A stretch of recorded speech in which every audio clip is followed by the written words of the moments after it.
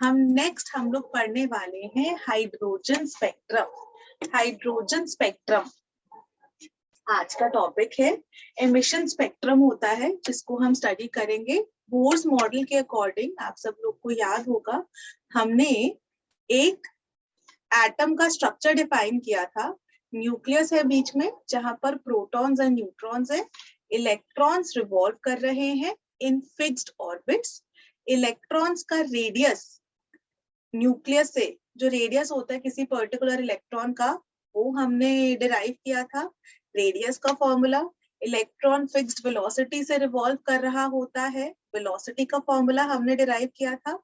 उसके बाद energy of the electron in a particular orbit, हमने वो वाला फॉर्मूला डिराइव किया था। काइनेटिक एनर्जी का, पोटेंशियल एनर्जी का, टोटल एनर्जी का। उसके बाद हमने पढ़ा था electromagnetic spectrum, cosmic, gamma rays, X rays. मैंने कहा था 6 यूवी मर करके याद कर लो। लेफ्ट टू राइट चलते हैं कॉस्मिक रे से, कॉस्मिक से रेडियो वेव्स तक, तो वेवलेंथ बढ़ रही है। वेवलेंथ बढ़ रही है तो फ्रीक्वेंसी घट रही है। हमने ईएम स्पेक्ट्रम पढ़ा था, इलेक्ट्रोमैग्नेटिक वेव्स, लाइट की वेव नेचर होती है। उसके बाद हमने लाइट की पार्टिकल नेचर भी पढ़ी थी, जिसमें हमने फोटो इलेक्ट्रिक इफेक्ट पढ़ा था, प्लैंक्स क्वांटम थ्योरी पढ़ी थी। अब हम उसके आगे आज कंटिन्यू कर रहे हैं। Okay, so Rutherford model, sorry Bohr's model की कुछ ड्रॉबैक्स थे। ठीक है, रदरफोर्ड मॉडल के ड्रॉबैक्स थे। हाइड्रोजन स्पेक्ट्रम, एमिशन स्पेक्ट्रम जो है वो रदरफोर्ड मॉडल बता नहीं पा रहा था। हम लोग उसी को आगे स्टडी कर रहे हैं। सबसे पहले हम आज पढ़ते हैं हाइड्रोजन स्पेक्ट्रम, जिसको एमिशन स्पेक्ट्रम भी कहते हैं। हाइड्रोजन स्पेक्ट्रम या फिर एमिशन स्पेक्ट्रम, इसका क्या मतलब होता है? देखो, हमने क्या किया, हाइड्रोजन की गैस लेनी है। हाइड्रोजन इसलिए लेते हैं कि लाइटेस्ट गैस है, जिसके अंदर हमें पता है एक इलेक्ट्रॉन एक प्रोटॉन होता है, तो लाइटेस्ट गैस हमारी हाइड्रोजन है। हम सिंपली इसलिए हाइड्रोजन को ले लेते हैं, और कोई रीजन नहीं है। इसमें केवल एक इलेक्ट्रॉन होता है, एक इलेक्ट्रॉन का हमें पढ़ना आसान होता है। बोर्स मॉडल हमने पढ़ा था, वो वैलिड फॉर 1 इलेक्ट्रॉन स्पीशीज था, इसलिए हमने हाइड्रोजन गैस ले ली। हमने हाइड्रोजन गैस ली एट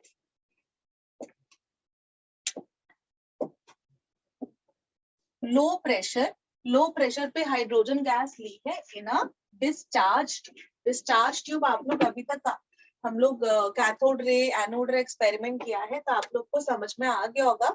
डिस्चार्ज ट्यूब क्या है? एक लॉन्ग ग्लास ट्यूब है, कांच की ट्यूब है, जिसके अंदर हमने हाइड्रोजन गैस ले रखी है एट लो प्रेशर, और यहाँ पर बैटरी से कनेक्टेड है, वोल्टेज सप्लाई।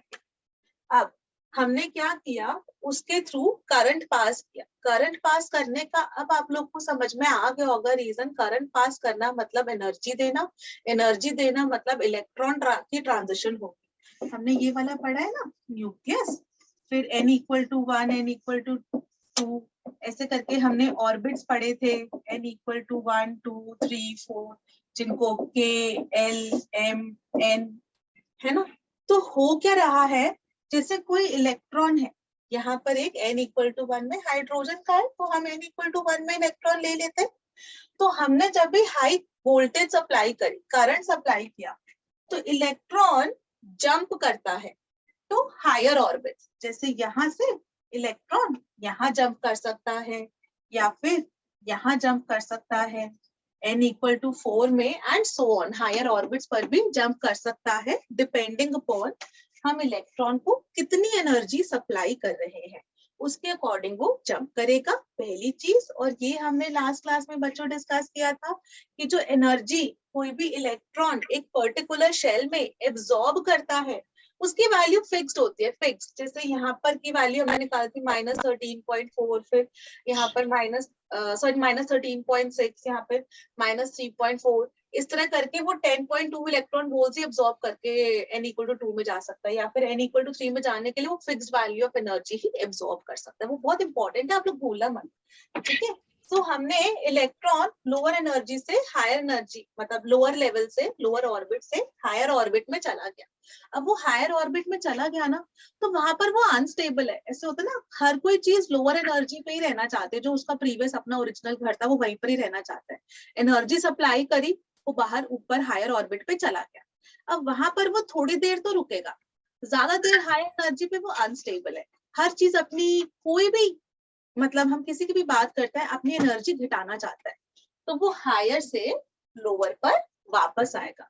तो वो जब भी ट्रांजिशन करता है फ्रॉम हायर, दूसरे कलर से दिखाती हूँ, हायर से लोअर, अगर वो 4 पर जंप किया था तो 4 से वापस 1 पर आएगा, 3 पर जंप किया था तो 3 से वापस 1 पे आएगा, 2 पे जंप किया था तो 2 से वापस 1 पे आएगा। सो हायर से जब वो लोअर पर जंप करता है तो वो जितनी उसने एनर्जी एब्जॉर्ब करके वो ऊपर गया था उतनी एनर्जी एमिट करके वो नीचे आएगा। तो वो एमिट करता है energy in the form of radiations, in the form of radiations. Radiations की कुछ फिक्स्ड वेवलेंथ हो सकती है, कुछ स्पेसिफिक कलर हो सकता है, ठीक है ना। तो वो जब एमिट करता है रेडिएशंस और वो इलेक्ट्रॉन वापस अपने ओरिजिनल वाले घर में आ रहा है, तो हम उसको कहते हैं एमिशन स्पेक्ट्रम, एमिशन स्पेक्ट्रम।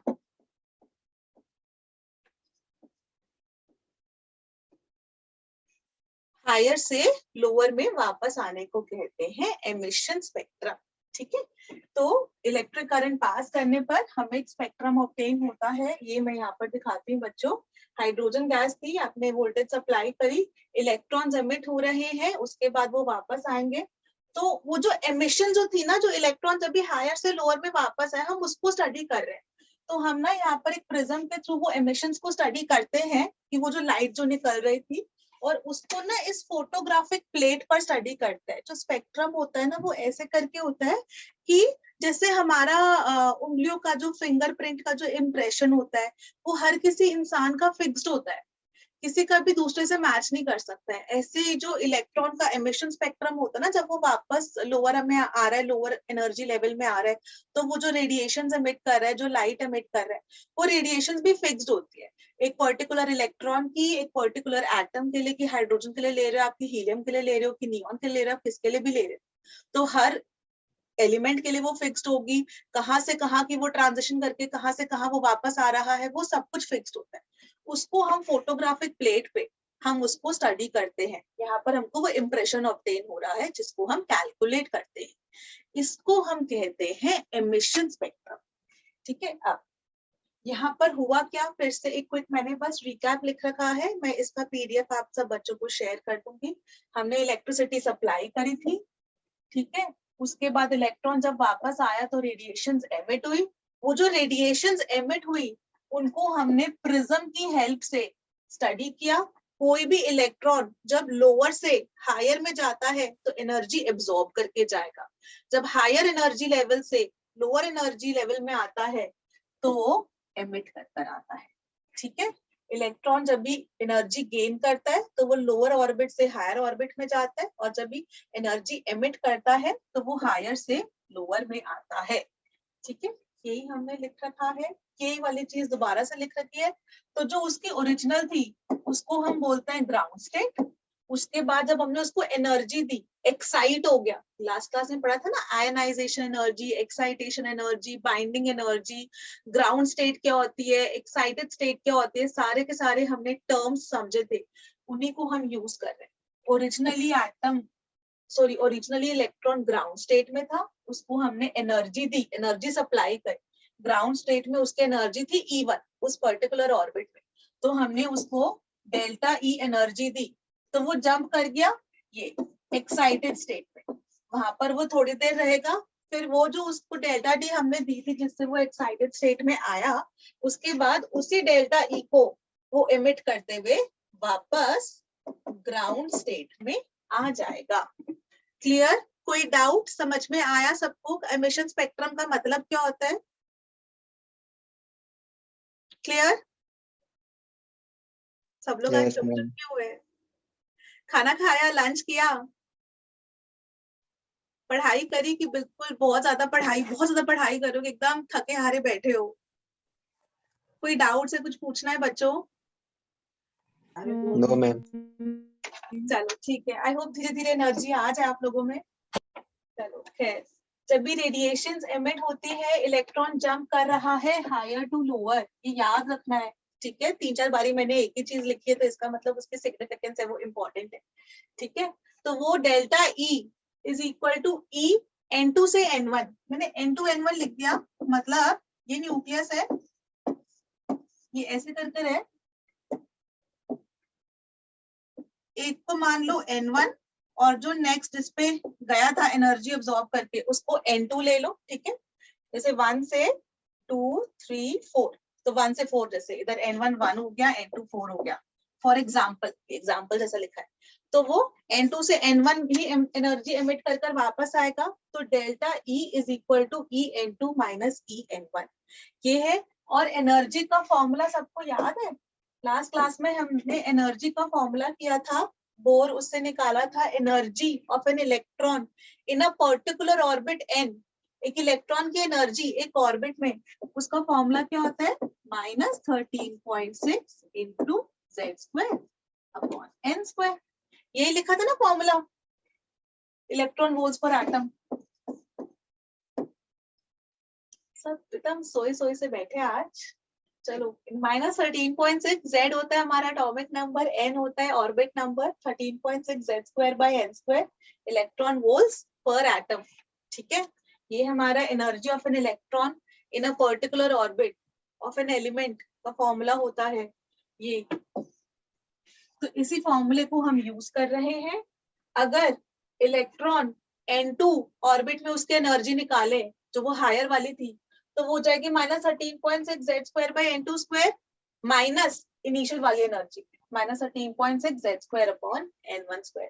ये माइनस इंटू माइनस हो गया plus, minus into minus plus हो गया, तो 13.6 Z² कॉमन है, उसको बाहर निकाल लिया, ब्रैकेट में 1 upon N1² minus 1 upon N2²। और एनर्जी को क्या लिख सकते हैं हम, एनर्जी को लिख सकते हैं E is equal to h nu, और न्यू क्या होता है hc बाय लैम्डा। ये चीज सबको याद है, भूल गए? Yes ma'am. चलो ठीक है, थैंक यू कर्सी वाला यस मैम रिप्लाई करने के लिए। hc by lambda is equal to 13.6 into z² 1 by n1² minus 1 by n2²। ये hc बाय लैम्डा में 1 बाय लैम्डा को इधर रखो, hc को इधर ले आओ नीचे। अभी देखो क्या हुआ, 13.6 तो हमारा कांस्टेंट है, h क्या होता है बच्चों, प्लैंक कांस्टेंट। प्लैंक्स कांस्टेंट, जिसकी वैल्यू क्या होती है 6.67 into 10 to power 34 -34 joule second. और c क्या है, प्रकाश की चाल। हाँ, स्पीड ऑफ लाइट जो कि है 3 इंटू 10⁸ मीटर्स पर सेकेंड। 8 meters। तो हमको ये भी पता है, h भी पता है, c भी पता है, तो वो वैल्यूज हम लोग लिख देंगे। वो वैल्यूज अभी सब्स्टिट्यूट कर कर जो वैल्यू आती है, कांस्टेंट है ये भी, ये सबकी वैल्यू फिक्स है ना, तो वो हम लिख देते हैं RH, जिसको हम कहते हैं रिडबर्ग्स कांस्टेंट, कांस्टेंट 1.6 है ना, जिसको हम कहते हैं Rydberg's constant into z² 1 by n1² minus 1 by n2²। Rydberg's constant की वैल्यू है ये 1.1। जिस बच्चे ने कहा तो बिल्कुल सही है, ये मैंने एक्यूरेट करने के लिए लिखी है कि एग्जैक्ट वैल्यू क्या होती है, बट एक्चुअली में 1.1 करके ही हम कैलकुलेशंस कर सकते हैं। 1.1 into 10⁻⁷ मीटर इनवर्स, ठीक है, एक वैल्यू। ऐसे ही 1 बाय लैम्डा को हम क्या कहते हैं, V नो मैम न्यू बार न्यू वेव नंबर, याद है नंबर। वेव नंबर, हाँ, एक वेवलेंथ होती है लैम्डा और वेव नंबर होता है 1 बाय लैम्डा। तो 1 बाय लैम्डा को हम वेव नंबर भी बोल सकते हैं, Rydberg's constant into z² 1 by n1² minus 1 by n2²। यहाँ पर n2 हायर वाला है, ये याद रखना, n2 हायर वाला है, n1 छोटा वाला है, कि वो n1 में वापस आ रहा है, ठीक है, ऐसे करके। और अगर ये भी याद ना रहे ना, सिंपली यहाँ पर अपने आप वैल्यूज पुट इन कर लेना कि वेवलेंथ की वैल्यू पॉजिटिव आना चाहिए। अगर फोर्थ से सेकंड में आ रहा है तो 1 बाय 2² माइनस 1 बाय 4²। 10th से 5th में आ रहा है तो 1 बाय 5² माइनस 1 बाय 10²। सिंपली आपकी वेवलेंथ या वेव नंबर पॉजिटिव आना चाहिए, वो नेगेटिव नहीं आ सकता है। रिडबर्ग्स कांस्टेंट की एक वैल्यू तो ये होती है बच्चों, लेकिन कैलकुलेशन जिससे कि आपकी आसान हो जाए, मैंने दूसरी भी वैल्यू लिख रखी है 1 बाय r की वैल्यू 911 एंगस्ट्रॉम्स है। ये बहुत काम आएगी आपके, क्योंकि ना एंगस्ट्रॉम में निकाल लो, और मैंने आप लोगों को कन्वर्जन तो सिखा ही रखी है एंगस्ट्रॉम से मीटर्स, पिकोमीटर्स, नैनोमीटर्स, माइक्रोमीटर्स, जिसमें भी कन्वर्ट करना बहुत आसानी से कर सकते हो। यहाँ पर 1/लैम्डा है ना, तो इवेंचुअली जब आप सॉल्व करोगे लैम्डा को उधर लेके जाओगे, पूरे एक्सप्रेशन को नीचे लेकर आओगे, तो इसलिए ये आपके काम आएगी। और ये वाली वैल्यू भी सही है, ऐसा नहीं अगर आपको ये याद है तो ये भी याद रखो, हो सके तो ये भी याद कर लो, आपको फायदा रहेगा। ठीक है। अब अच्छा, अब इसके अंदर जो बहुत इंपॉर्टेंट चीज है वो है ये, तो मैं इसको बड़ा कर देती हूँ। ओके बच्चों, जब इलेक्ट्रॉन n इक्वल टू 1 पर वापस आता है, मतलब फर्स्ट ऑर्बिट में वापस आता है, तो हम बोलते हैं उसको लाइमन सीरीज। तो हम उसको बोलते हैं लाइमन सीरीज। और इसके अंदर जब आप वेवलेंथ, फ्रीक्वेंसी, उनकी वैल्यूज निकालोगे ना, तो वो आपको रियलाइज होगा कि वो यूवी अल्ट्रावायलेट रीजन में लाई कर रही है, लाइमन सीरीज। ऐसे ही जब इलेक्ट्रॉन कहीं पर भी गया, मुझे उससे कोई मतलब नहीं है वो 2 पे, 3 पे, 5 पे, 10 पे, इंफिनिटी पे, कहीं पर भी गया, हमको उससे मतलब नहीं है। अगर वो n इक्वल टू 1 पर वापस आ रहा है इलेक्ट्रॉन, तो हम बोलते हैं लाइमन सीरीज।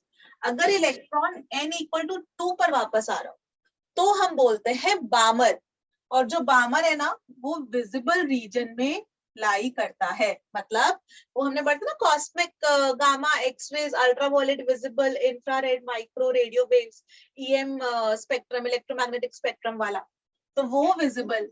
कई बार पता है क्वेश्चन में क्या बोलेंगे, आई टेल यू, आपको ये याद क्यों रखना है, वो क्वेश्चन में बोल देंगे आपको कि वो n इक्वल टू 4 से नीचे जंप किया और विजिबल रीजन में लाई किया। तो विजिबल में लाई किया ना, तो आपको ऐसा दिमाग लगाना चाहिए, विजिबल तो बामर में होती है, बामर मतलब n इक्वल टू 2। ठीक है, इसलिए ये वाली चीज इंपॉर्टेंट है। अच्छा, n इक्वल टू 3 को बोलते हैं पैशन। ये सारे साइंटिस्ट लोगों के नाम है, Lyman, Balmer, Paschen, Brackett, Pfund, Humphry. अब हमको इसके आगे जरूरत नहीं पड़ती है।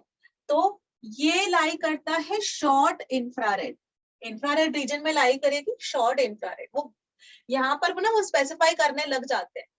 तो पैशन में short infrared, n equal to 4 मतलब ब्रैकेट, उसमें भी शॉर्ट इंफ्रारेड। यहाँ पर वो क्लियरली स्पेसिफाई करेंगे कि पैशन या ब्रैकेट कहाँ पर वो जंप कर रहा है। वो ऐसे भी बोल सकता है क्वेश्चन के अंदर कि वेव नंबर निकालो या वेवलेंथ निकालो, जब एक इलेक्ट्रॉन जंप किया from n equal to 6 to Brackett series. तो ब्रैकेट मतलब अब अपने आप ऐसा दिमाग लगाना कि n इक्वल टू 4 ऐसे। ठीक है, Lyman, Balmer, Paschen, Brackett, n equal to 5 पे फंड और n इक्वल टू 6 पर हम्फ्री। ये बहुत इंपॉर्टेंट है, नोट डाउन कर लो अभी फटाफट से। तो इसके क्वेश्चंस अभी हम लोग प्रैक्टिस कर रहे हैं, तो आप लोग को आसानी रहेगी बच्चों। लिख लिया सब लोगों ने? Yes ma'am. ओके,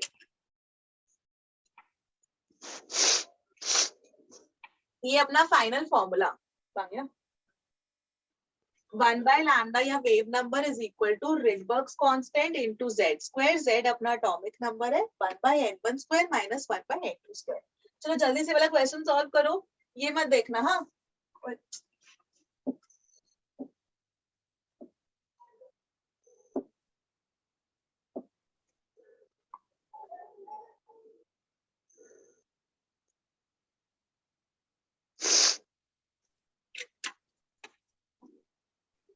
अगर वो n इक्वल टू 2 से n इक्वल टू 1 में जंप किया है, तो वो कहां से कहां जंप किया है? n इक्वल टू 2 से n इक्वल टू 1 में, बामर वाली से लाइमन में आ रहा है। हम लोग उसको लाइमन सीरीज बोलते हैं कि इवेंचुअली कहां लाई करे ना, कहां पर आ रहा है फाइनली, यस मैम। तो लाइमन सीरीज बोल देंगे।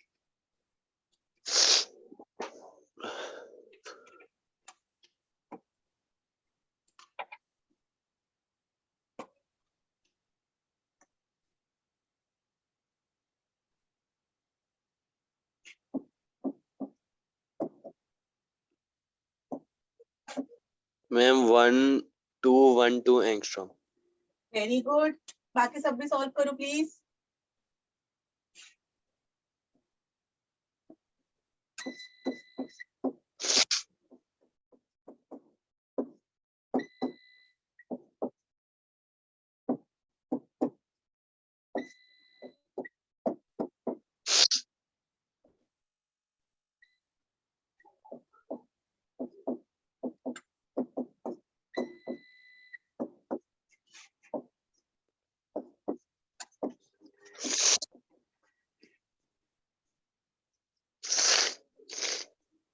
इसको 911 की जगह 912 ले लेते हैं, फटाफट से कट जाएगा।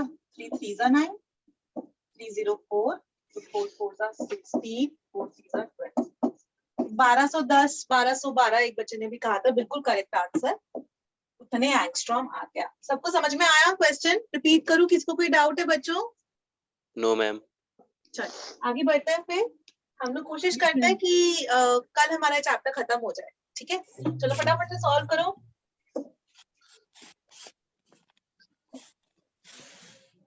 अभी आप लोगों को वेवलेंथ निकालनी है जब for second line of Barmer series. देखो उन्होंने अब जो कैसे क्वेश्चन को कैसे घुमा दिया।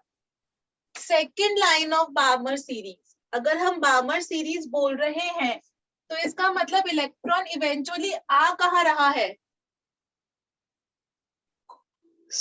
n equal to n equal to 2 में आ रहा है। N equal to- बार्मर तो यही था, इसको याद कर लो। Lyman Balmer Paschen Brackett Pfund Humphrey, ऐसा 10 बारी बोल लेना। Lyman Balmer Paschen Brackett Pfund Humphrey, Lyman Balmer Paschen Brackett Pfund Humphrey, Lyman Balmer Paschen Brackett Pfund Humphrey. ठीक है, याद कर लो ये। तो इसका मतलब बार्मर सीरीज का है, तो वो n इक्वल टू 2 में तो आ रहा है, तो ठीक है। n इक्वल टू 2 उसकी सेकंड लाइन, तो बार्मर से 2 से 3 और 4, तो इसका मतलब 4 और हीलियम है यहाँ पर, तो हम Z क्या ले लेंगे बच्चों? 2 2 वेरी गुड। तो जल्दी से सॉल्व कर दो प्लीज।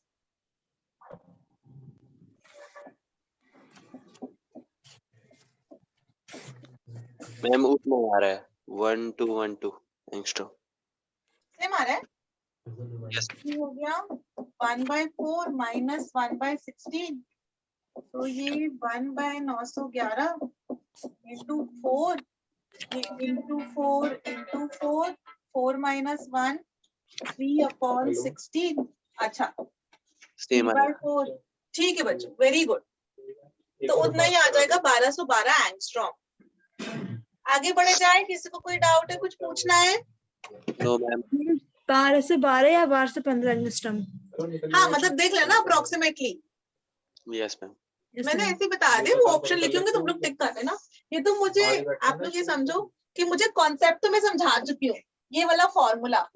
अब बस मैं ये बताना चाह रही हूँ क्वेश्चन के अंदर वेरिएशन कैसे हो जाती है, तो कि पता चला आप लोगों को ऑलरेडी आता है लेकिन सेकंड लाइन समझ में नहीं आया, उस चक्कर में गलत करा है। तो सेकंड लाइन ऑफ बार्मर लिखा हो तो बार्मर की वजह से एक तो 2 लेना और दूसरा सेकंड लाइन 2 में और 2 ऐड कर लेना, ये वाली चीज। अभी देखो, इसको फिर से मैं ये कर देती हूँ। सीरीज अब लिमिट। उन्होंने क्या बोला? Series limit of Lyman series. देखो आप लोग को फॉर्मूला पता है, सीरीज लिमिट के लिए निकालना है आपको। Calculate the series limit of Lyman series for lithium. Lithium है तो Z कितना हो गया? 2 अरे 3 3 3, ठीक है। नहीं मुझे पता है ये ऑनेस्ट वाली सिली मिस्टेक थी, लेकिन ये वाली सिली मिस्टेक्स अवॉइड करने के लिए खूब सारे कम से कम 10-15 क्वेश्चंस प्रैक्टिस करो। मतलब आप लोग ये समझो बच्चों, मैं ये वाली बुक हमेशा अपने साथ रखती हूँ। हमेशा ये वाली बुक्स जो होती है ना, जैसे जेई की 40 इयर्स की, ऐसे ही नीट के बच्चों के लिए 40 इयर्स 30 इयर्स की, ये वाली बुक प्रैक्टिस करो। मोल कॉन्सेप्ट वाला चैप्टर हम लोग कर चुके हैं, पहला वाला सारे Yes, ma'am. कॉन्सेप्ट कवर करे, उसमें लिमिटिंग रिएजेंट वगैरह सब कुछ कराया है, कुछ भी नहीं छोड़ा है। अगर आप लोग ये वाली बुक प्रैक्टिस नहीं करोगे, मतलब किसी भी पब्लिशर की, मैं अरिहंत को कोई प्रमोट नहीं कर रही हूँ, तो किसी भी पब्लिशर की आप लोग करोगे ना, तो आप लोग का कॉन्सेप्ट इतना ज्यादा स्ट्रॉन्ग होते जाएंगे, सिली मिस्टेक्स नहीं होंगी। ठीक है, चलो। अच्छा, series limit for Lyman series, अगर लाइमन है तो इवेंचुअली वापस किधर आ रहा है इलेक्ट्रॉन? 1 पे।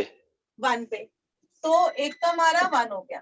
जब हम सीरीज लिमिट बोलते हैं ना, तो इसका मतलब last line, last line limit मतलब लास्ट लाइन, तो इन्फिनिटी से।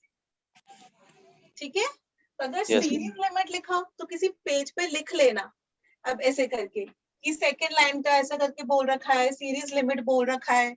एक अभी बोलूंगी alpha line, beta line, gamma line करके भी लिख रखा है क्वेश्चन में, तो उन सबका मीनिंग आना चाहिए, जैसे कि आप लोग आता हुआ क्वेश्चन गलत ना कर कराओ। ठीक है, तो फटाफट से सॉल्व कर लो बच्चों, आंसर बताओ मुझे।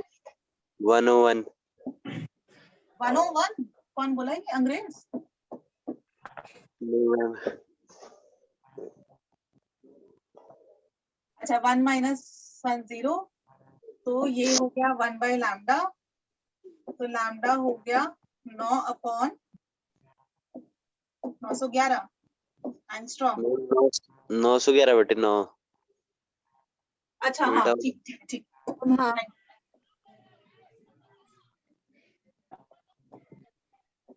लैम्डा हो गया 911 अपॉन 9 एंगस्ट्रॉम। ठीक है, इसलिए देखो ना वो 911 वाला नंबर फायदा रहता है, वो भी आप लोग जो बच्चे याद करना चाहे वो 1.1 into 10⁻⁻7 मीटर इनवर्स, वो भी ठीक है, लेकिन इससे करोगे तो आप लोग को आसानी रहेगी। अच्छा चलो, अभी यहाँ पर मिनिमम वेवलेंथ और मैक्सिमम वेवलेंथ पूछ लिया, तो जब भी शॉर्टेस्ट ट्रांजिशन होती है, जैसे मतलब जैसे हम लोग हाइड्रोजन के लिए निकाल रहे हैं, यहाँ हाइड्रोजन के लिए निकाल रहे हैं, तो ये अपना न्यूक्लियस, यहाँ पर तो इलेक्ट्रॉन है ही फर्स्ट में, और इन्फिनिटी। ठीक है, जब भी शॉर्टेस्ट ट्रांजिशन होती है 2 से 1 पर, जब भी आ रहा है सेकेंड ऑर्बिट से 1 पर, शॉर्टेस्ट ट्रांजिशन जब भी होती है तब वेवलेंथ मैक्सिमम निकल कर आती है, ये वाली शॉर्टेस्ट ट्रांजिशन में वेवलेंथ आती है मैक्सिमम, क्योंकि 1 बाय लैम्डा ना इनवर्स रिलेशन उससे, और जब भी लॉन्गेस्ट ट्रांजिशन तो लैम्डा आती है मिनिमम। ठीक है, दिस विल हेल्प यू। सबसे शॉर्टेस्ट ट्रांजिशन में मैक्सिमम वेवलेंथ आएगी, और सबसे लंबी ट्रांजिशन मतलब कितना सबसे लंबा उसे जंप मारा, तो मिनिमम वेवलेंथ। अगर हमको फर्स्ट लाइन की, और देखो अगर कंफ्यूजन भी हो, कभी ये चीज याद भी ना रहे कि शॉर्टेस्ट ट्रांजिशन में लैम्डा मैक्स है और लॉन्गेस्ट ट्रांजिशन में लैम्डा मिनिमम है, तो कुछ नहीं करना, फर्स्ट लाइन और लास्ट लाइन के लिए निकाल लो। फर्स्ट लाइन के लिए क्या होगा, Rydberg's 1 by lambda Rydberg's constant into z square 1 by 1 square minus 1 by 2 square, यही होगा शॉर्टेस्ट वाली के लिए।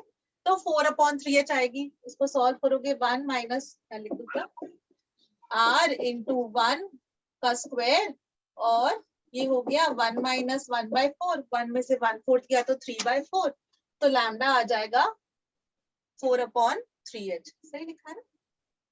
Yes ma'am. Yes ma'am. ठीक है, थैंक यू। और लास्ट लाइन के लिए आप लोग निकालोगे तो 1 by lambda Rydberg's constant z square 1 by 1 square minus 1 by infinity का स्क्वायर, तब आएगी ये वाली बात। इन दोनों में से कौन सी बड़ी है लैम्डा की वैल्यू, ये वाली बड़ी है ना, 1 बाय Yes, RH तो ma'am. कॉमन है, या 4/3, 4/3 तो 1 से बड़ा होता है ना, तो लैम्डा को अपन Yes, 1 से ma'am. बड़े नंबर से मल्टीप्लाई करें, तो इसका मतलब ये वाली मैक्स हो गई, और ये वाला छोटा है तो ये वाला मिनिमम हो गई। Minimum. तो ऐसे करके याद कर लेना बस, वरना सिंपल की छोटा जंप करेगा मतलब 2 से 1 पे आ रहा है तो लैम्डा मैक्स आएगी, और बड़ा जंप करेगा मतलब लास्ट ऑर्बिट से 1 पर आएगा तो लैम्डा मिनिमम आएगी। और ये लाइमन के लिए बोल रही हूँ मैं, n इक्वल टू 1, अगर बामर बोला होता तो 2 से 3 में अगर जंप करता, मतलब n इक्वल टू 3 से 2 पर आ रहा है तो लैम्डा मैक्स, और इन्फिनिटी से 2 पर आ रहा है तो लैम्डा मिनिमम। सबको समझ में आया? कोई कंफ्यूजन तो नहीं बच्चों? No ma'am. No, ma'am.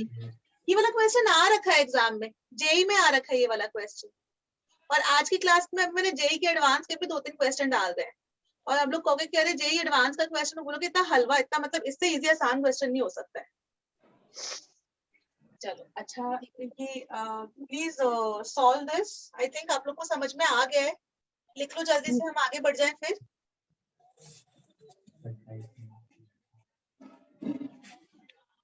Yes ma'am. Ma'am, चलो, ma'am next रुको. question. अभी देखो क्वेश्चन सॉल्व करो बच्चों। इलेक्ट्रॉन ट्रांजिशन कर रहा है थर्ड एक्साइटेड स्टेट से ग्राउंड स्टेट में बेरिलियम के लिए। Yes, ma'am. आर के टर्म्स में आंसर बता दो बच्चों, आर के टर्म्स में। ओके, पूरा सॉल्व वो मैथ्स तो कर ही लोगे।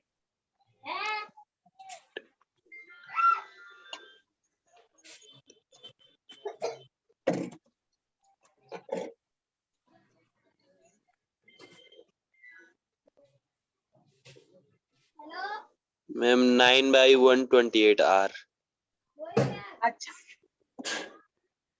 लैम्डा की वैल्यू।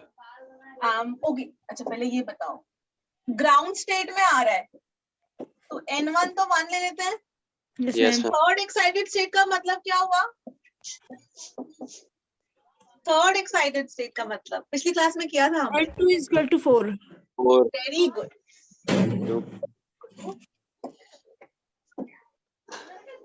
ठीक है, और z क्या है बच्चों? 4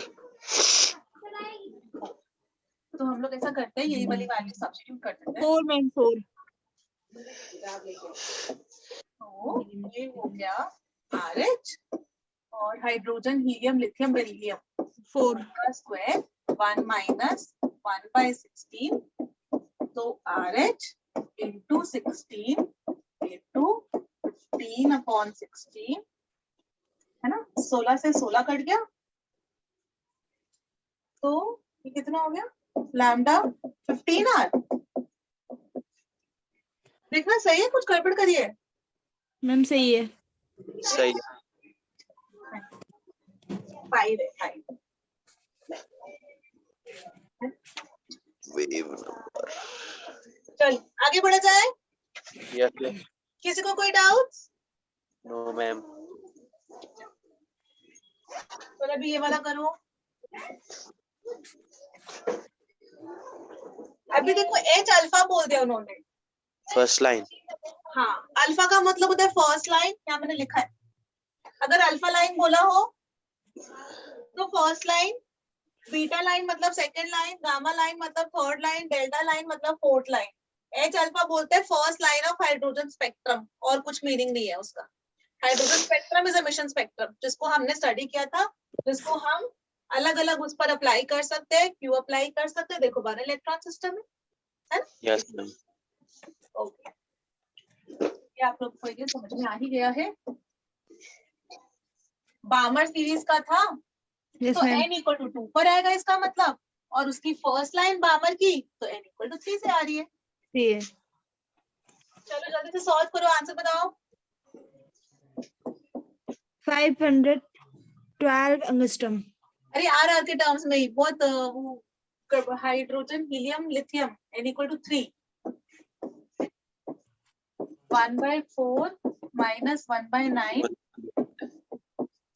RH into 9, 9 में से 4 गया 5/36, तो ये हो गया 4/5R। 1 lambda is equal to 5R/4, lambda हो गया 4/5R। ठीक है, 1/R को तो आप सब्स्टिट्यूट करके बच्चों मल्टीप्लाई कर ही लोगे, तो मुझे आप लोग पे भरोसा है। Yes ma'am. ठीक है, बस इसका मीनिंग हमने 3-4 चीजें सीख ली। हर क्वेश्चन में आप लोगों के एक ही फॉर्मूला अप्लाई हो रहा है, लेकिन अलग अलग टाइप्स हो गए अपने इतने सारे। एक बार ये डायरेक्टली दे रखा था, कहाँ गया? हाँ, डायरेक्टली दे रखा था 2 से 1 में गया, या उसको ये भी बोल सकती थी कि n इक्वल टू 2 से लाइमन में गया। इधर बामर सीरीज के लिए बोल दिया second line of Balmer series, तो आपको 2 से 4 वाला ट्रांजिशन देखना है। सीरीज लिमिट मतलब लास्ट लाइन इंफिनिटी वाला, लैम्डा मिनिमम, लैम्डा मैक्सिमम,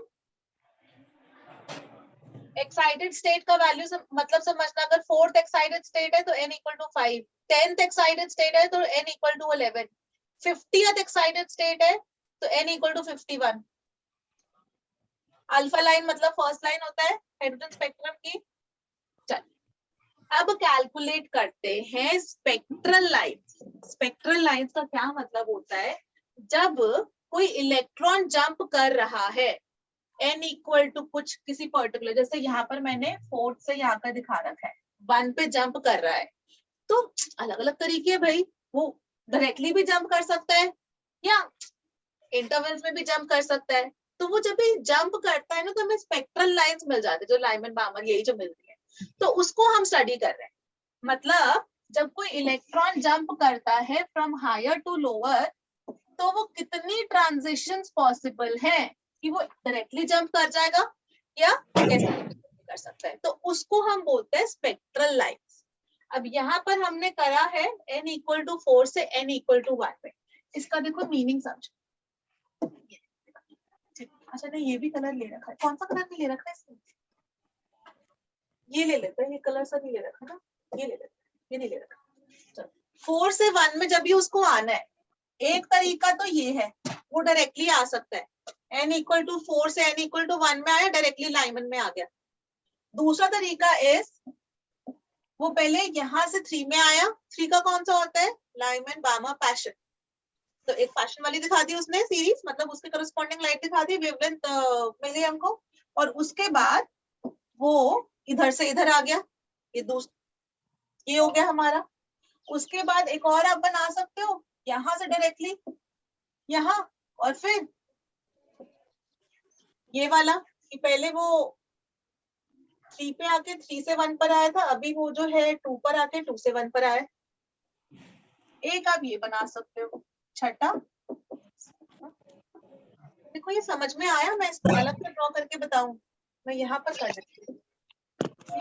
1 2 3 4, मतलब एक तरीका तो है ये, डायरेक्टली आ गया n इक्वल टू 4 से n इक्वल टू 1 पे, तरीका नंबर 1। तरीका नंबर 2 इज एक ये आया और एक ये आया, तो 3 स्पेक्ट्रल लाइंस हो गई हमारी, 1 2 3 स्पेक्ट्रल लाइंस हो गई। फिर चौथी, पांचवी, छठी, 7 8, तो टोटल हमारी 8 स्पेक्ट्रल लाइंस हो रही हैं, 8 स्पेक्ट्रल लाइंस। अब देखो इनमें से कुछ ना क्लैशिंग है, मतलब रेपिटेटिव है। कौन कौन से रेपिटेटिव है? ये वाली रेपिटेटिव है, Yes, यहाँ पर भी यहाँ पर सेम है। और कौन सी रेपिटेटिव है? और 2 से 1 में 2 से 1 ये वाली, तो इसको हमें हटाना पड़ेगा। इसको अगर हमें हटाना पड़ेगा तो इवेंचुअली कितनी बची? 6 1 2 3 4 5 6, तो टोटल 6 बची। जब वो n इक्वल टू 4 से n इक्वल टू 1 पे जंप कर रहा है तो 6 स्पेक्ट्रल लाइंस आ रही है। तो इसका हमने फॉर्मूला बना दिया। स्पेक्ट्रल लाइंस का फॉर्मूला होता है delta n plus 1 by 2, where delta n is equal to n2 minus n1। Simply इतना। तो 4 से 1 पे जब कर रहे हैं तो 4 माइनस 1 गया 3, तो 3 into 3 plus 1 4 upon 2, 6 spectral lines. आया समझ में? Yes, ma'am. नोट डाउन करो सब लोग बच्चों। Ma'am, can I interrupt for a few minutes? Praveen Tyagi here. हाँ जी, good afternoon sir. Good afternoon, ma'am. Very good. I have been observing the lecture. You are teaching really good. बच्चों Thank you, कैसा sir. चल रहा है पढ़ाई? Good afternoon, sir. Good afternoon, sir. Good afternoon, sir. Good afternoon sir. Good afternoon. मैं सभी बच्चों से कहना चाहूंगा आज शाम को 6 बजे I am connecting with all of you. आप अपने सभी फ्रेंड्स को भी बोल देना and I want to take feedback and understand कि कैसे आगे की प्लानिंग और तैयारी आपकी कैसे मेंटर करेगी, ठीक है? Yes, sir. Yes, शाम sir. को 6 बजे। Okay. Yes, Yes. sir. Okay, sir. Please carry on, ma'am. Please carry on. Okay, thank you sir. चलो बच्चों, ठीक है, सबको स्पेक्ट्रल लाइन समझ में आया? Yes, sir. Yes, ma'am. बच्चों तो यही अपना मेरी यहाँ पर लिख रखा था, इसको मैं आपको मिटा देती हूँ, वो वाली सेम चीज है, पीडीएफ शेयर कर दूंगी। Excuse me, ma'am. हाँ बेटा, मैम आप वापस एक्सप्लेन कर सकते हो क्या? मुझे समझ नहीं आ रहा। दोबारा से ये वाली चीज एक्सप्लेन कर दूं? Yes ma'am. अच्छा, हाँ, हाँ बेटा,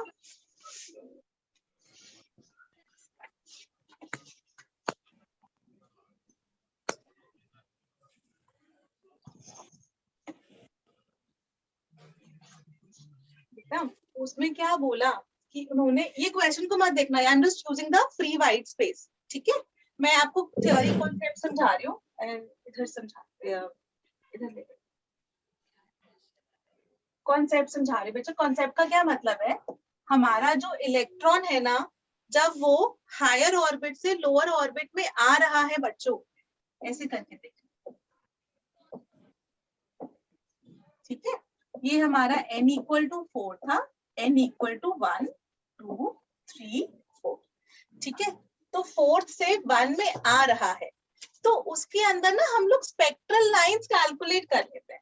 स्पेक्ट्रल लाइंस का क्या मतलब होता है कि जब इलेक्ट्रॉन हायर से लोअर में आया तो वो कितनी ट्रांजिशंस कर सकता है, क्या वो डायरेक्टली आ रहा है, क्या वो बीच बीच में रुक रुक कर, मतलब किसी एक पे रुका लेवल पे, फिर वो फाइनल लेवल पे आया, कैसे कैसे कर कर आ रहा है, तो वो कितनी ट्रांजिशंस कर रहा है, उसको हम करते हैं स्पेक्ट्रल लाइंस, उसको बोलते हैं हम स्पेक्ट्रल लाइंस।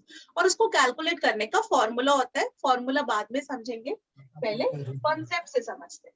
अगर यहाँ पर दूसरा कलर ले लेती हूँ,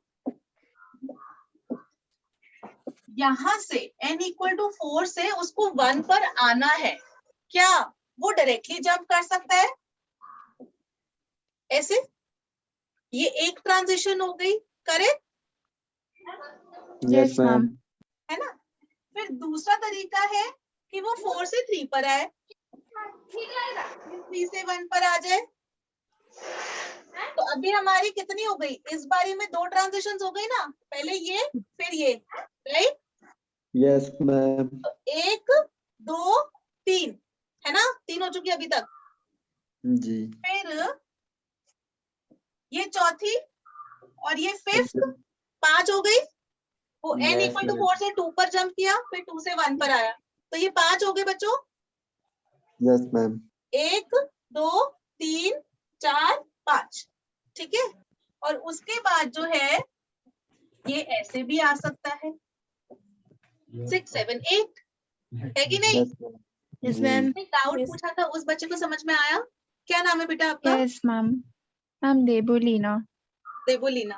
तो देबोलीना, ये वाली चीज समझ में आई कि 4 से 1 पे जब भी जंप कर रहा है तो कितनी अलग अलग ट्रांजिशंस पॉसिबल है ना।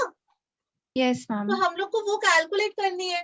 बट अगर आप ऑब्जर्व करोगे, जो ये वाली और ये वाली तो कॉमन है ना, एग्जैक्टली सेम है ना, तो हम उसको एक ही बारी काउंट करेंगे, तो इस वाली को हटा देते हैं कि हम लोग यहाँ पर काउंट कर लेते हैं। ऐसे ही ये वाली और ये वाली कॉमन है, तो इस वाली को हम हटा देते हैं, ठीक है बच्चों। तो अब कितनी Yes, बच रही ma'am. है, 1 Six. 2 Hmm. 3 4 5 6, अच्छा।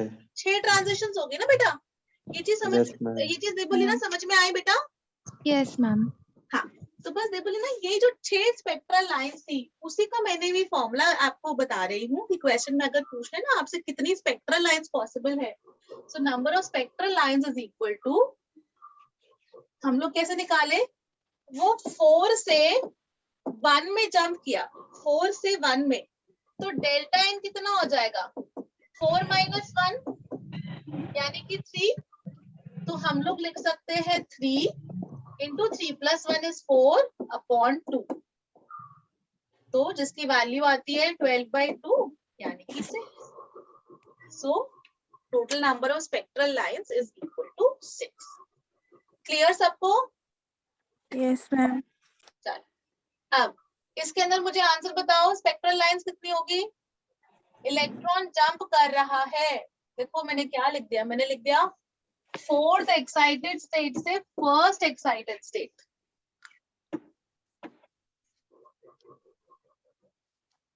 N1 और N2 की वैल्यू कौन बताएगा? Ma'am, N2 5 is or equal 2. to 4 and N1 is equal to 1. N1 कितना है बच्चों? Ma'am, 1. 5. अच्छा ठीक है, एक 5 और दूसरी वाली क्या होगी? N2. 2. 2. ठीक है ना, एक्साइटेड स्टेट एक्साइटेड स्टेट, तो इसलिए हम लोग को उसके अंदर एक एक ऐड करना पड़ा। बस स्पेक्ट्रल लाइंस का फॉर्मूला लगा दो, डेल्टा एन हो गया हमारा 5 minus 2 equal to 3, 3 into 3 plus 1 upon. Clear सब लोगों को? Yes, ma'am. आगे बढ़ा जाए। मैम हाँ बेटा, मैम आपने फोर्थ लिखा है तो उसके बाद आपने n1 = 5 कैसे लिखा? बेटा fourth excited state yes ma'am. है ना, अगर फोर्थ स्टेट लिखा होता तो n = 4, ओके लेकिन एक्साइटेड लिखा है तो फोर्थ, इसका मतलब वो 1 पे था, अब पढ़ रहे हैं। 3 4 5, इसके लिए excited state, fourth excited state कौन सी होगी? पहली, दूसरी, तीसरी, चौथी। तो फोर्थ एक्साइटेड स्टेट मतलब n = 5, यस मैम ओके। ठीक है। और ऐसी फर्स्ट एक्साइटेड स्टेट यानी n = 2। कई बार तो पूछते हैं कि डायरेक्टली स्पेक्ट्रल लाइन, अच्छा ये वाली चीज जो है थोड़ा सा मतलब आईआईटी के लेवल से ही है, नीट पे वाली चीज को कम पूछते हैं, ठीक है। सो वैसे बहुत आसान है तो इसलिए मैंने कहा कि नीट वाले बच्चे भी कर लेंगे, कि कोई डिफिकल्ट चीज तो है नहीं। अच्छा, कभी कभी ना वो पूछ लेते हैं spectral lines in a particular series. Particular series मतलब वो पूछे स्पेक्ट्रल लाइन इन लाइमन, स्पेक्ट्रल लाइन इन बामर सीरीज, स्पेक्ट्रल लाइन इन पैशन, मतलब ऐसे वो पर्टिकुलर पूछ ले। मतलब ऐसा समझो कि मुझे फ्री स्पेस चाहिए, यहाँ बता रही मैं, ठीक है। अच्छा, हमारे पास ये क्वेश्चन मत देखना, पहले मैं कॉन्सेप्ट समझा रही हूँ।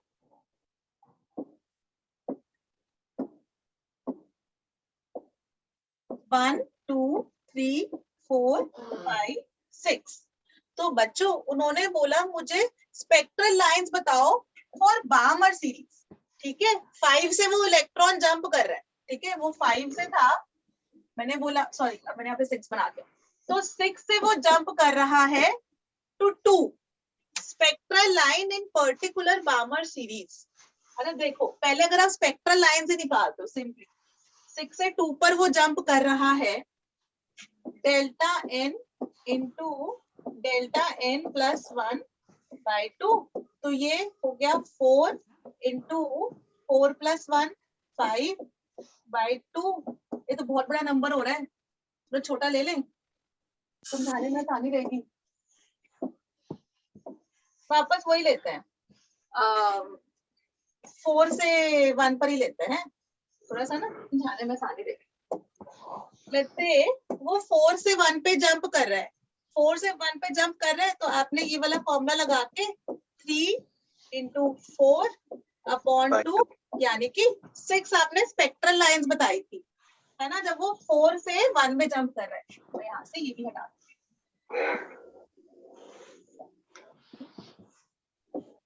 ठीक है, 4 से जब वो 1 में जंप कर रहा है, ठीक है। तो बच्चों हमारी ट्रांजिशंस क्या थी, ऐसे 1 2 3 और 4 5 और एक ये 6, ठीक है। मैं वापस रिपीट नहीं बना रही, दोबारा नहीं समझा रही। अब मैंने क्या बोला, स्पेक्ट्रल लाइंस बताओ in a particular series, in a particular, मैंने बोला स्पेक्ट्रल लाइंस मुझे बताओ बामर के लिए, केवल बामर के लिए बतानी है आपको। तो इसका मतलब हमको सिर्फ बामर के लिए बताने, तो जो ट्रांजिशन हो रही है केवल n = 2 बामर में आ रही है, ठीक है, उसके लिए हमें बतानी है। तो बामर में कौन सी आ रही है? 2। किसने आंसर दिया ये? नाम बोलो। सागर। सागर, वेरी गुड। तो बच्चे बामर में तो 2 ही आ रही है ना, तो समझ में आ गया, spectral lines in a particular series, correct, तो हमारा आंसर आ गया। तो यही इसका फॉर्मूला भी है, डायरेक्टली भी दिख रहा है, और 4 से बामर में लाना है ना आपको, बामर की निकालनी है, तो फाइनल हायर से वो सीरीज नंबर का आप बता दोगे।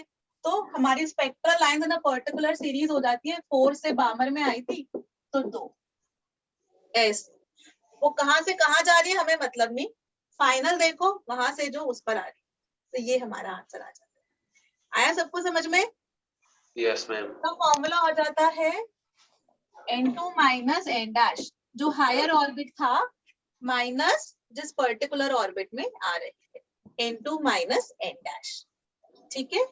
तो अगर हमने पूछा लाइमन के लिए बताओ हमें, 5th एक्साइटेड स्टेट से ground state, 5th excited state मतलब एनर्जी लेवल हो गया 6, तो 6 से ग्राउंड स्टेट। तो स्पेक्ट्रल लाइंस फॉर पर्टिकुलर उसका आंसर हो गया in a particular for Lyman series particularly is 6 - 1 यानी कि 5। क्लियर सबको? इसका ये फॉर्मूला है। जब वो स्पेक्ट्रल लाइंस पूछे तो आप delta n into delta n plus 1/2, क्योंकि वो सारी की सारी उसमें लेनी है। लेकिन जब उसने बोला spectral line in a particular series, कि केवल वो लाइमन के लिए ही पूछ रहा है या बामर के लिए, किसी पर्टिकुलर सीरीज के लिए पूछ रहा है, तब आप ऐसे लिखेंगे। ठीक है, आगे बढ़ा जाए। Yes ma'am. Yes ma'am. चलो अच्छा, अभी ये वाला क्वेश्चन करके बताओ मुझे जल्दी से।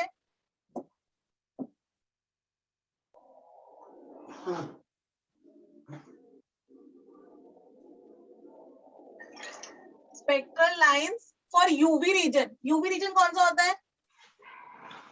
N1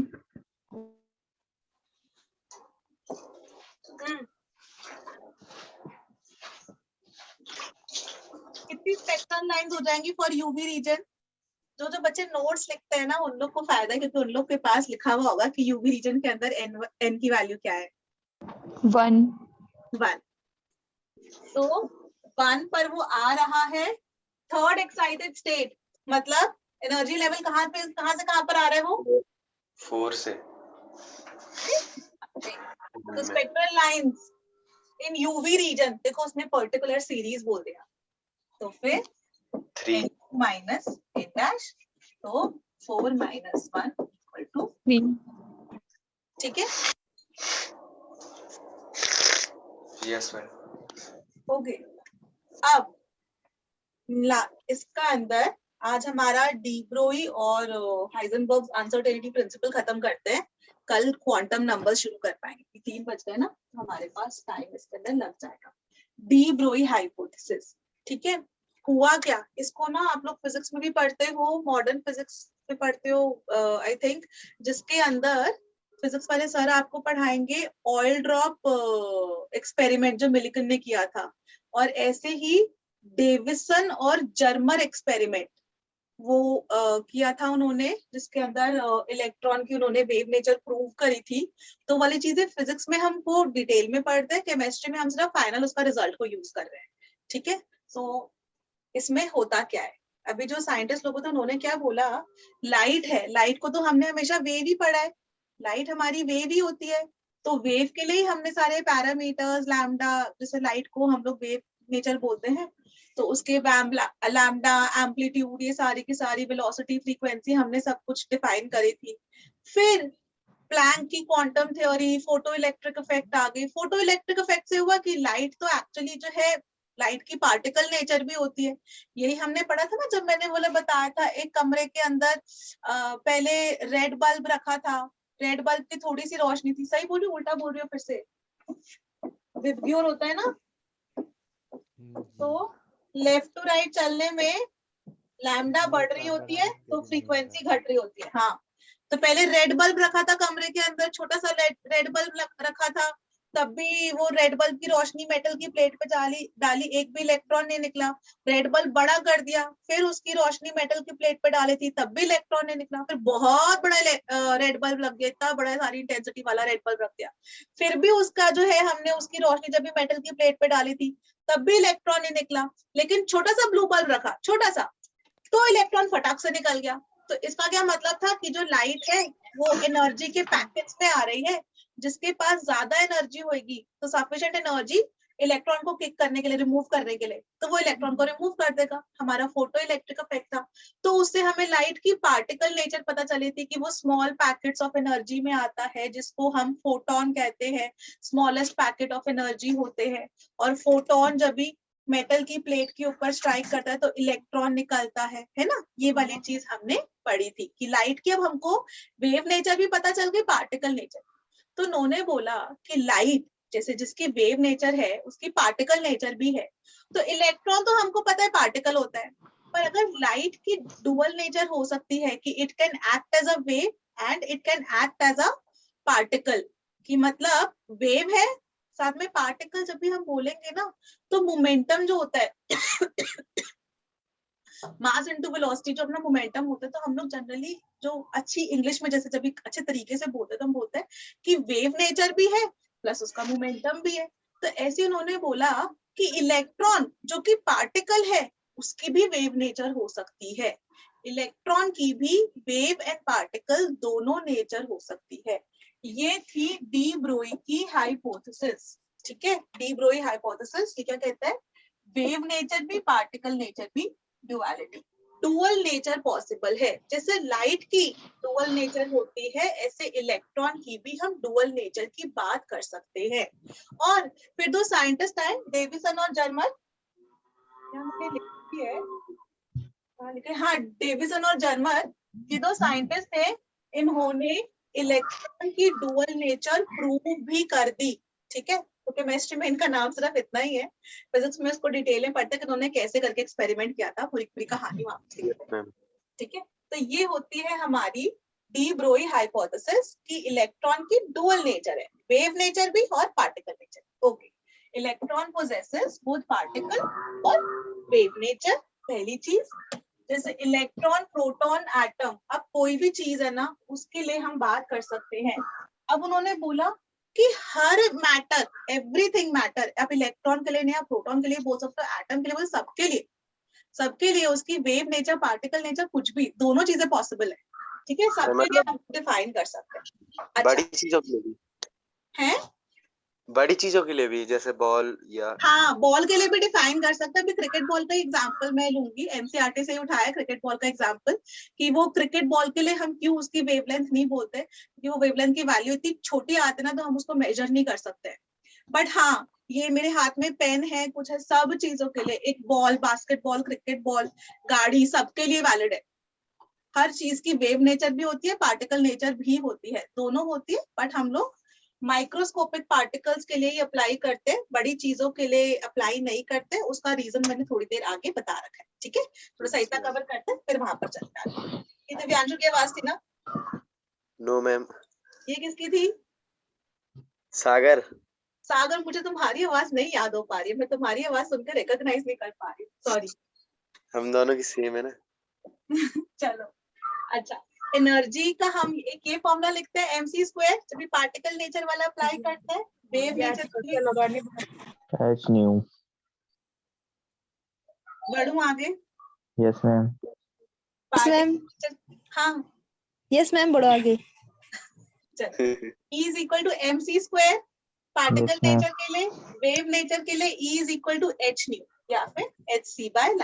Lambda. इन दोनों को बच्चों इक्वेट कर देते हैं, mc² is equal to hc/λ। तो इसको सॉल्व कर लेते हैं, लैम्डा इधर लेफ्ट में ले गए, hc/m, c² है, ये c से ये c कट गया, तो lambda is equal to h H upon M. ठीक है, तो ये Yes, तो हम ma'am. अप्लाई किए, जब भी c बोलते हैं तो स्पीड ऑफ लाइट बोलते हैं, है ना, 3 × 10⁸ मीटर्स पर second, yes ma'am. h upon mc। तो अगर हमें किसी पर्टिकुलर पार्टिकल के लिए बोलना हो, उसकी कुछ वेलोसिटी अलग हो सकती है, तो हम lambda is equal to h upon mv या फिर lambda is equal to h upon p, h ma'am upon V क्यों लिख momentum। सकते हैं मैम? ठीक है मैम V क्यों लिखा? बेटा, ये v वेलोसिटी है ना, जब भी स्पेसिफिकली हम जो c यूज करते हैं वो तो लाइट की स्पीड के लिए यूज करते हैं ना। मैं साइड हूँ क्या, Yes, ma'am. है ना? Yes, ma'am. Yes ma'am. तो c तो हम स्पीड ऑफ लाइट के लिए स्पेसिफिकली यूज करते हैं। अब जब हम इलेक्ट्रॉन की बात कर रहे हैं, तो इलेक्ट्रॉन के लिए lambda is equal to h upon mv हम लोग अप्लाई कर सकते हैं। Lambda is equal to h upon mv या फिर h upon p, जहां पर p is momentum. Okay, Yes, ma'am. अच्छा, ये सिंपली इतना बता रखा था मैंने, मैं ये बताने वाली थी कि जैसे साउंड वेव प्रेशर की चेंजेस, वो कंप्रेशंस, रेरिफैक्शंस की उसमें चलती है, ऐसे लाइट की पार्टिकल वेव नेचर होती है, ऐसे इलेक्ट्रॉन की डुअल नेचर होती है। मतलब पार्टिकल्स की डुअल नेचर हो सकती है, वेव नेचर भी एंड पार्टिकल नेचर भी। ठीक है, अच्छा, ओके, अब ओके, सो यहाँ पर मैंने सिंपली इतना बता रखा है, जैसे एक इलेक्ट्रॉन है बच्चों, इलेक्ट्रॉन का मास है 9.1 × 10⁻⁻31। तो क्योंकि 10⁻⁻31 है तो हमको दिख रहा है कि बहुत बहुत बहुत छोटा मास है। ठीक है, Yes, ma'am. इतना छोटा मास, और इसकी स्पीड देखो, ये हमने फॉर्मूला निकाला था 2.18 × 10⁻⁶ Z by n meters per second। और अगर हम हाइड्रोजन के फर्स्ट ऑर्बिट के इलेक्ट्रॉन की बात कर ले तो ये 1 हो गया, तो 2.1 into 10⁶। ये 10⁶ काफी बड़ा नंबर है, मतलब हम लोग इसको स्पीड ऑफ लाइट से कंपेयर कर सकते हैं, जो कि 3 into 10⁸ होती है, यहाँ पे 2 into 10⁶ है, तो काफी बड़ा, मतलब 100 टाइम्स का डिफरेंस है, लेकिन एक्चुअली में हम लोग कह सकते हैं काफी हाई स्पीड है। तो Yes, जब ma'am. कोई इतना छोटा सा इलेक्ट्रॉन इतनी स्पीड से चल रहा है, इतनी स्पीड से, तो वो एक्चुअली में वेव जैसा हमको लगता है। ठीक है ना, बस समझने का एक तरीका है कि इतना small particle moving with such high velocity, इतनी हाई स्पीड से, तो वो हमको वेव जैसे लग सकता है। ठीक है, मास बहुत लेस है, स्पीड वेरी हाई है, एकदम स्पीड ऑफ लाइट के कंपेरेबल है, तो electron mass look like a wave जब वो इतनी हाई स्पीड से चल रहा होता है। और ये जो इलेक्ट्रॉन की वेव है ना, that is the probability of finding the electrons. थोड़ा सा आप लोग को याद होगा, जब भी सेकंड चैप्टर स्कूल में पढ़ाया होगा, एक लंबी चौड़ी सी जो है ना, वो श्रोडिंगर वेव इक्वेशन लिख दीजिए। ठीक है, d2 psi by dx square plus d2 psi by dy square plus d2 psi by dz square e minus v psi equal to 0 8 pi। ये सिलेबस में लंबा चौड़ा फॉर्मूला, और वो कभी समझ में नहीं आया आज तक। मैम, ये Yes, सिलेबस में भी क्या? सिलेबस में भी है। हाँ, ही सिलेबस में है, ही पढ़ना है, यस पर मैम। हमको इतना डिटेल में नहीं जाना, क्योंकि इसके तो बहुत ही कॉम्प्लिकेटेड है। अपनी 11th-12th के हिसाब से बहुत थोड़ी सी थ्योरी है, उतना ही समझ के अपना काम चल जाएगा। और उसी का मैंने पता है श्रोडिंगर वेव इक्वेशन का एडवांस वाला क्वेश्चन डाला है, 2016 का या 2018 का एडवांस वाला क्वेश्चन डाला है। और आई स्वेयर जब भी आप लोग को सॉल्व करोगे ना क्वेश्चन, आप कहोगे मैम ये इससे आसान क्वेश्चन नहीं हो सकता, ये एडवांस के अंदर आ रखा है। ठीक है, चलो खैर। अच्छा, डी ब्रोई बोर के स्टूडेंट थे, उन्होंने इलेक्ट्रॉन की जो डुअल नेचर की बात करी थी, उसके बाद डेविसन और जर्मन ने जो है वो वाली चीज प्रूव भी कर दी थी। और पता रिलेशन में थे, ऐसे जीजा साला टाइप कुछ इनका रिलेशन था। जो ये साइंटिस्ट थे अपने, मस्त उन्होंने जो है वो हाइपोथेसिस देना, मतलब कुछ वो करना कि ऐसा हो सकता है, मुझे ऐसा लगता है, ऐसे करके। बाद में डेविसन जर्मन ने प्रूव भी कर दी, तो हमको इलेक्ट्रॉन की वेव नेचर और पार्टिकल नेचर दोनों के दोनों कंफर्म हुई। प्लैंक ने बोला था लाइट की जैसे वेव नेचर है, लेकिन it can also act as a particle. तो डी ब्रोई ने बोल दिया इलेक्ट्रॉन की पार्टिकल नेचर है, it can also act as a wave. ठीक है, ओके। अब काम की बात चलते हैं, पूरी पूरी कहानी थी। अब थोड़ी सी इंटरेस्टिंग चीजों पे आते हैं। Lambda is equal to h/mv, यानी ऑल मूविंग पार्टिकल्स की वेव नेचर है।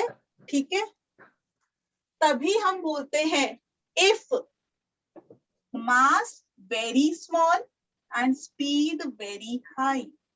Mass vary very very small and speed very high.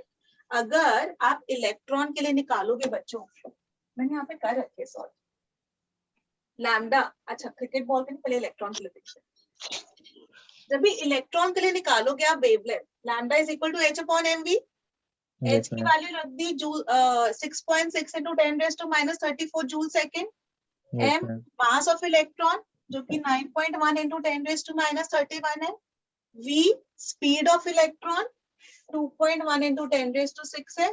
तो लैम्डा को जब भी हम सॉल्व करते हैं तो आता है 3.2 angstroms, which is a good speed, जिसको हम मेजर कर सकते हैं। हमारे जो डिवाइसेस होते हैं, हम उससे इंस्ट्रूमेंट से 3.2 एंगस्ट्रॉम, आपको भी देख के लग रहा होगा अच्छा खासा नंबर है, कोई बहुत छोटा नंबर नहीं है ना, right? Yes, ma'am. Yes ma'am. लेकिन जैसे अभी एक बच्चे ने बोला, सागर ने कहा था शायद, कि क्रिकेट बॉल का एग्जाम्पल हम लेते हैं। जब हमने क्रिकेट बॉल का एग्जाम्पल लिया तो मान लेते हैं मास उसका लगभग शायद 100 ग्राम होगा। ठीक है, Yes, 100 ma'am. ग्राम की हो सकती है। और स्पीड जब भी आप उसको कह रहे हो 20 मीटर पर सेकंड, ऐसा रैंडम स्पीड मान लेते हैं। 20 मीटर पर सेकंड भी अच्छी खासी स्पीड है, बहुत कम नहीं है, बहुत ज्यादा नहीं है। 20 की ज्यादा से ज्यादा 50 हो सकती है, 100 हो सकती है, उससे ज्यादा तो नहीं होगी क्रिकेट Yes, बॉल ma'am. की स्पीड जब भी आप फेंकोगे तो मैंने ऐसी रैंडम वाली ले ली 20 मीटर पर सेकेंड। चल अब इसके अंदर वेवलेंथ कैलकुलेट करते हैं। लैम्डा इज h/mv, अगेन यही अप्लाई करनी है। तो आपने कोई क्रिकेट बॉल फेंकी, अब जब क्रिकेट बॉल आपने फेंकी तो उसका हमको h तो पता है, ये कांस्टेंट है, मास पता है, वो 100 ग्राम को 0.1 kg ले लिया। Speed v square. अब देखो इसकी वेवलेंथ कितनी आई, 3.3 इंटू 10⁻⁻34 मीटर्स, या फिर एंगस्ट्रॉम में निकालो तो इतना। क्या ये वैल्यू बहुत बहुत बहुत छोटी है? यस मैम, बहुत छोटी है। 10⁻24। यहाँ पर क्या था, 3.2 एंगस्ट्रॉम या 3.3 Yes, एंगस्ट्रॉम ma'am. ले लो, इसको सोच लो। और यहाँ पर 3.3 इंटू 10⁻24, ये 10 है, 10⁻⁻20। तो क्योंकि वेवलेंथ इतनी छोटी है तो हम इसको मेजर ही नहीं कर सकते, मतलब इतना इतना इतना छोटा वैल्यू है। तो इस वजह से हम जो है डी ब्रोई हाइपोथेसिस जो अप्लाई करते हैं वो केवल माइक्रोस्कोपिक पार्टिकल्स के लिए अप्लाई करते हैं, जिनका मास बहुत कम, वेलोसिटी बहुत ज्यादा। क्लियर? तो इसीलिए Yes, हम लोग ma'am. जो है कार के लिए, स्कूटर के लिए, बॉल के लिए, उसके लिए ना अप्लाई करके, अपने लिए ना अप्लाई करके, माइक्रोस्कोपिक पार्टिकल्स के लिए अप्लाई करते हैं। This wavelength is so small कि हम इसको मेजर ही नहीं कर सकते हैं, कैन नॉट बी मेजर। तो इसलिए हम इनको पार्टिकल मानकर ही कंसिडर करते हैं। ठीक है? Yes, ma'am. अच्छा, तो ये मैंने थोड़े से डिफरेंसेस लिख दिए थे, एनसीईआरटी स्कूल के एग्जाम के पॉइंट ऑफ व्यू से इम्पोर्टेंट है कि कभी आपसे ईएम वेव्स के बारे में पूछ ले, ठीक है, इलेक्ट्रोमैग्नेटिक वेव्स अपनी, ईएम वेव्स अपनी, जैसे हम इलेक्ट्रॉन के लिए बात कर रहे हैं, लाइट के लिए बात कर रहे हैं, ठीक है ना। मैंने यही कहा था ईएम वेव्स के अंदर इलेक्ट्रॉन भी आता है, लाइट भी आती है। लाइट की हमने पढ़ी थी पूरा 6 यूवी मर, कॉस्मिक गामा, एक्सरेज।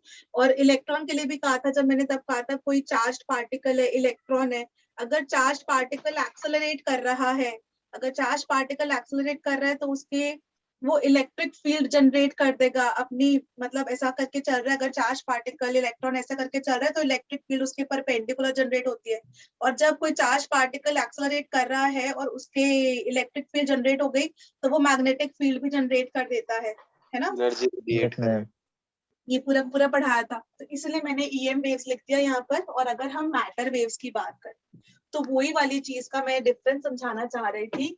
ये these are associated with electric field, magnetic field वाले कंपोनेंट्स। यहाँ पर क्रिकेट की बॉल फेंकी, कोई इलेक्ट्रिक फील्ड, कोई मैग्नेटिक फील्ड नहीं आती। They do not require a material medium for propagation. जैसे वैक्यूम के थ्रू भी ट्रैवल कर सकती है, लाइट मस्त ट्रैवल करती है वैक्यूम के through. They require a medium for propagation. Travels with the speed of light. ठीक है ना, very high speed.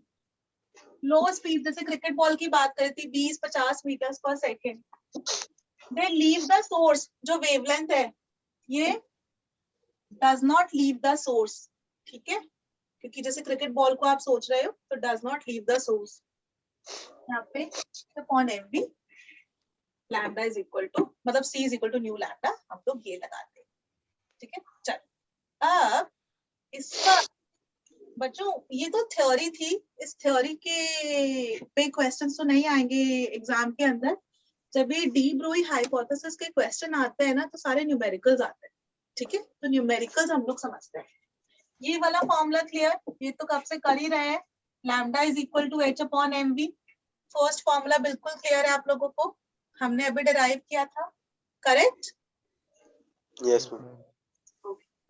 फिर हम ये भी लिख सकते हैं h अपॉन p, है ना। mv को p से रिप्लेस कर दिया, वेयर p इज मोमेंटम। तो मोमेंटम की वैल्यू बच्चों मास इनटू वेलोसिटी। ठीक है, तो lambda is equal to h upon p लिख दिया। क्वेश्चन में यही वाली चीज को काइनेटिक एनर्जी की फॉर्म में भी बोल सकते हैं। जैसे अब देखो काइनेटिक एनर्जी अगर किसी इलेक्ट्रॉन की आपको काइनेटिक एनर्जी दे रखी हो और वो बोले कि डी ब्रोई वेवलेंथ निकालो, तो आप कैसे करोगे? Kinetic energy is equal to half mv square, ऊपर नीचे m से मल्टीप्लाई कर दो, ऊपर नीचे यहाँ भी m और यहाँ भी m। अब ऊपर क्या बन जाएगा, m स्क्वायर v स्क्वायर, और m स्क्वायर v स्क्वायर को हम लोग लिख सकते हैं मोमेंटम का स्क्वायर अपॉन m। तो काइनेटिक एनर्जी हो गई p स्क्वायर अपॉन 2m। तो p हो जाएगा हमारा 2 into m into kinetic energy का अंडर रूट, ठीक है ना, 2m इंटू काइनेटिक एनर्जी किया और उसका अंडर रूट ले लिया, तो लैम्डा हो जाएगा h अपॉन p, तो h upon 2 into m into kinetic energy. ठीक है, ये कट तो नहीं रहा, क्लियर है, दिख रहा है, यस मैम। समझ में आया? तो हमारा third formula lambda is equal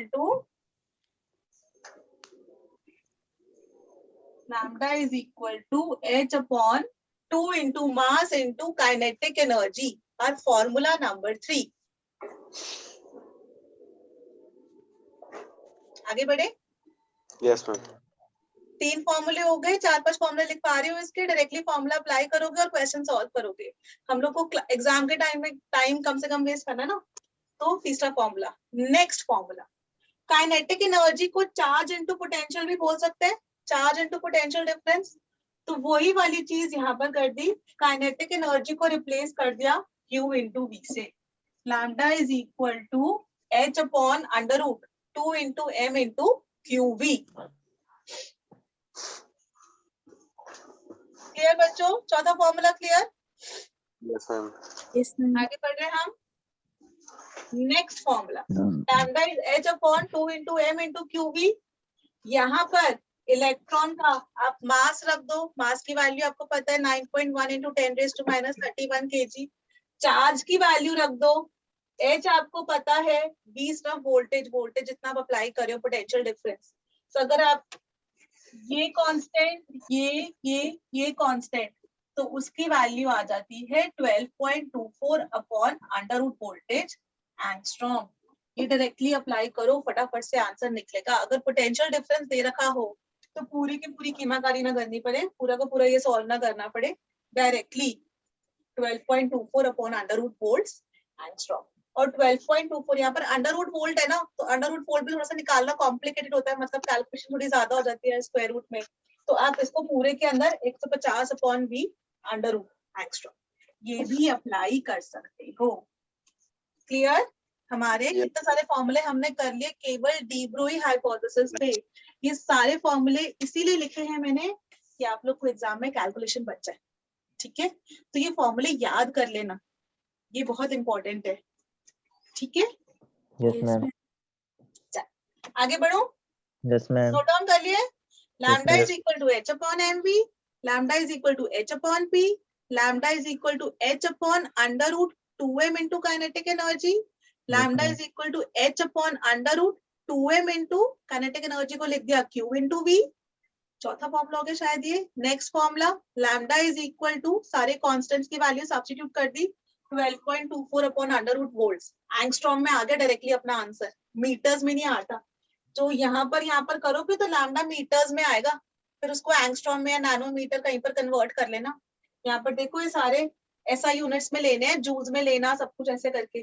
ठीक है, और वोल्टेज दे रखी हो तो डायरेक्टली आप ऐसा कर सकते हो, या फिर 150 upon V under root angstrom. Clear? आगे Yes, बढ़ो। ma'am. Yes, ma'am. Yes ma'am. अच्छा, एक छोटी सी चीज, ये ज्यादा इम्पोर्टेंट नहीं है, मतलब ऐसे ही लिखी हुई थी तो मैंने कहा बता देती हूँ, इस पे क्वेश्चन कभी पूछा नहीं गया है, लेकिन कभी आ जाए तो। रेडियस ऑफ बोर ऑर्बिट और लैम्डा, मतलब बोर ऑर्बिट का जो होता है उसका रेडियस और लैम्डा के बीच का रिलेशन। हम लोग बोर में यही लगाते थे, लीनियर मोमेंट, ये एंगुलर मोमेंटम के फॉर्म में से पूरी की पूरी डेरिवेशन करी थी, mvr is equal to nh/2 Yes, और फिर उसको सेंट्रीपिटल फोर्स से इक्वेट किया था, है ना। लैम्डा को हम लिख सकते हैं h अपॉन mv, हमने अभी पढ़ा थोड़ी देर पहले, lambda is h upon mv। तो ये वाली चीज यहाँ पर हम सब्स्टिट्यूट कर रहे हैं, mvr is equal to nh/2 और यहाँ पर h अपॉन mv को हमने यहाँ पर सब्स्टिट्यूट कर दिया। मैं यहाँ लिख देती हूँ, r is equal to nh upon 2 mv और ये h अपॉन mv को हमने लिख दिया लैम्डा, तो r is equal to n lambda upon 2 तो इसका मतलब 2 r is equal to n lambda. ठीक है, हमने रेडियस को लैम्डा से इक्वेट कर लिया बच्चों, और रेडियस का फॉर्मूला तो हमको पता ही है, 0.53 into n square by z angstrom. n क्या है? ऑर्बिट नंबर, या नंबर ऑफ वेव्स, हम कुछ भी कह सकते हैं। तो ये वाली चीज 2πr is equal to n lambda. अगर ऐसे करके आप इसको देखो तो आप ऐसे समझ सकते हो, थर्ड ऑर्बिट में 3 वेव्स, थर्ड ऑर्बिट में 3 वेव्स, फोर्थ ऑर्बिट में, मतलब n की वैल्यू बता रही, थर्ड ऑर्बिट में 3 वेव्स, फोर्थ ऑर्बिट में 4 वेव्स, फिफ्थ ऑर्बिट में 5 वेव्स। सिर्फ समझने का है, रिलेशन अगर कभी आ जाए तो आप लोग को ऐसे करके डिराइव कर सकते हो। लैम्डा का रिलेशन रेडियस से निकालना हो तो आप ऐसे करके निकाल सकते हो। ठीक है, n is number of waves या ऑर्बिट नंबर। क्लियर? आगे बढ़ा जाए। Yes, ma'am. Yes ma'am. Question 3:22 हो गए हैं। 6 से जो है ना, खुद से करना, सॉल्व नहीं मत देखना।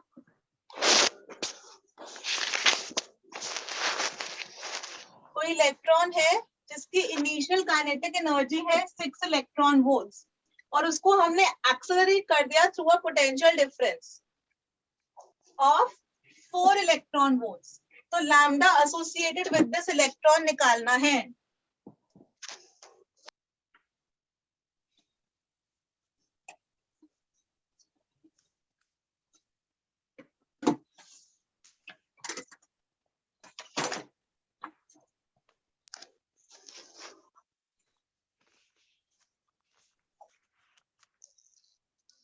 तो उसका इनिशियली तो था 6 इलेक्ट्रॉन वोल्ट्स पे, फिर 4 से उसको और एक्सेलरेट कर दिया, तो नेट कितना हो जाएगा? 10 इलेक्ट्रॉन वोल्ट्स। Yes ma'am. हमको वाला फॉर्मूला पता है, डायरेक्टली अप्लाई करें, आंसर निकल जाएगा। ठीक है, यस मैम।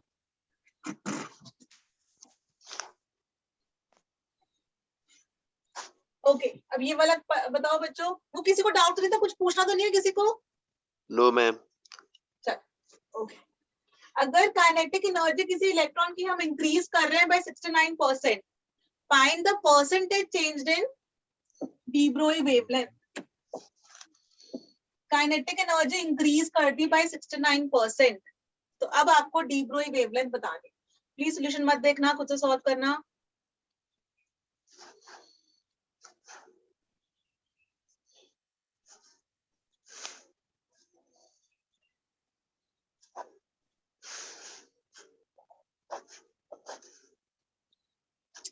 ये हमारा फॉर्मूला होता है lambda is equal to h upon under root 2m into kinetic energy. Initially अगर मैं काइनेटिक एनर्जी को 100 मान लेती हूँ, ठीक है, ऐसे जैसे कि सॉल्व करना है, परसेंटेज चेंज तो निकालना है, तो 100 मान के सॉल्व कर लेते हैं। परसेंटेज चेंज पे निकालना तो 100 ले सकते हैं। 2m इंटू 100 और 69% से इंक्रीज हुई, 100 में 69% ऐड करेंगे तो 169 हो गया। तो इसको वेवलेंथ है 2m इंटू 169। अब परसेंटेज चेंज निकाल लो, लैम्डा 2 माइनस लैम्डा 1, जितना चेंज हुआ, और परसेंटेज हो जाएगा लैम्डा 2 माइनस लैम्डा 1 लैम्डा 1 200। अपना आंसर निकल आएगा। देखो, समझ में आया? Yes ma'am. कोई डाउट्स? No ma'am. सबका आंसर आ गया बच्चों? मैं वो 10 होगा ना? 10 कहाँ पे बेटा? मैं हाँ वो हाँ 30 हाँ हाँ, मार्क्स ठीक है। से मैम 69 हो गया था ना, तो हमने 100 में से 69 माइनस क्यों नहीं किया? ठीक है, और ये आप लोग सॉल्व कर लोगे, करेक्ट? Yes ma'am. बच्चों, आज की क्लास हम लोग यही ओवर करते हैं, ठीक है। अब हमारा नया टॉपिक है हाइजेनबर्ग्स अनसर्टेनिटी प्रिंसिपल। कल की क्लास में हम लोग हाइजेनबर्ग्स अनसर्टेनिटी प्रिंसिपल